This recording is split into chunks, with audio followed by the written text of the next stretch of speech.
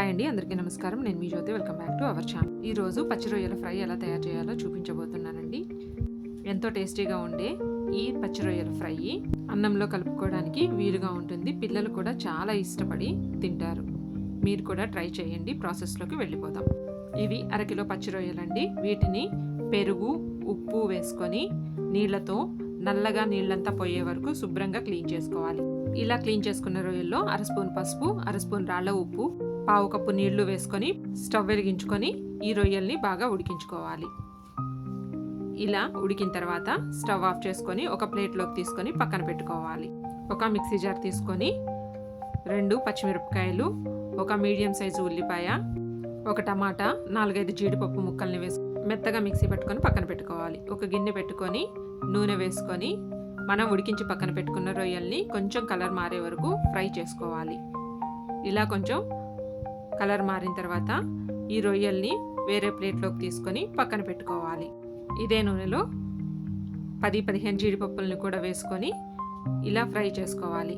Colour మారిన తర్వాత వీటిని కూడా ఒక ప్లేట్లోకి తీసుకొని పక్కన పెట్టుకోవాలి. స్టవ్ ఆన్ చేసుకొని ఒక గిన్నె పెట్టుకొని 5-6 స్పూన్ల నూనె వేసుకొని నూనె వేడయ్యాక ఒక బిర్యానీ ఆకు విరుచుకొని వేసుకోవాలి. 2 లవంగాలు, 2 యాలకులు, చిన్న దాల్చిన చెక్క ముక్క వేసుకొని కొంచెం ఫ్రై అయిన తర్వాత టమాటా, పచ్చిమిరపకాయ, ఉల్లిపాయ పేస్ట్ వేసుకొని కొంచెం ఫ్రై చేసుకోవాలి.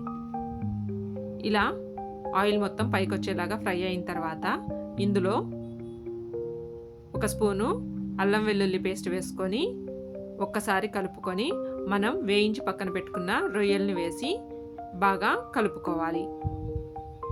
ఇలా కలుపుకున్న తర్వాత అర స్పూను పసుపు, అర స్పూను సాల్ట్ వేసుకొని ఒకసారి కలుపుకొని మనం వేయించి పక్కన పెట్టుకున్న జీడిపప్పును కూడా వేసి ఒకసారి బాగా కలుపుకోవాలి.